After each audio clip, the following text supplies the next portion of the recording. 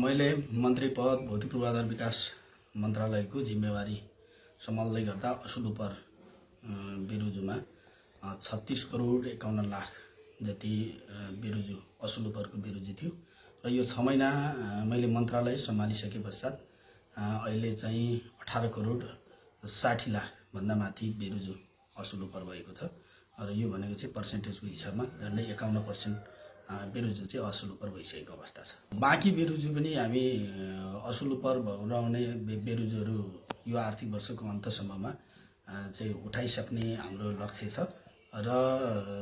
चाहिँ जुन अरू बेरुजुहरू छन् नियमित गर्नुपर्ने सैद्धान्तिक बेरुजुहरू पेस्की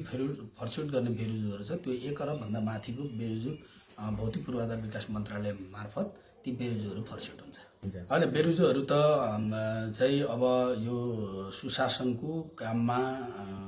कार्यालयहरूले सरकारी कार्यालयहरूले ध्यान नदिँदै गर्दाखेरि यस्ता बेरुजुहरू आउने गर्छ। यस्ता बेरुजुहरूलाई नेतृत्वले कन्ट्रोल गर्ने हो भने नेतृत्वले आफ्नो चुनौतीको रूपमा लिएर समाधानको उपाय खोज्ने हो भने मलाई लाग्छ यी सम्पूर्ण बेरुजुहरू यी व्यथितिहरू यी चाहिँ सुशासनको विपक्षमा रहेका कामहरू तोड्न सकिन्छ र तोडेर जानुपर्छ भन्ने मेरो मान्यता हो। त्यसकारणले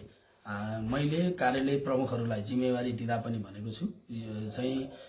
दिनको कामहरूले मात्रै होइन योजना फर्चुट गर्ने योजना सम्झौता गर्ने र बजेटमा मात्रै चाहिँ ध्यान दिने होइन सुशासनको पक्षमा पनि र चाहिँ काम गर्नुपर्छ र सुशासन पहिलो शर्त हो भनेर उहाँहरूलाई मैले जिम्मेवारी दिएको छु। त्यो उहाँहरूले पुरा गर्नका लागि अहिले यो 6 महिनाभित्र उहाँहरूको कामको गतिलाई हेर्दै गर्दा 6 महिनाभित्र उहाँले गर्नुभएको प्रगतिलाई म भौतिक पूर्वाधार विकास मन्त्रालयको नेतृत्वको हिसाबले राम्रो गर्नुभएको भन्ने मेरो ठम्याइ छ। पछि के हुन्छ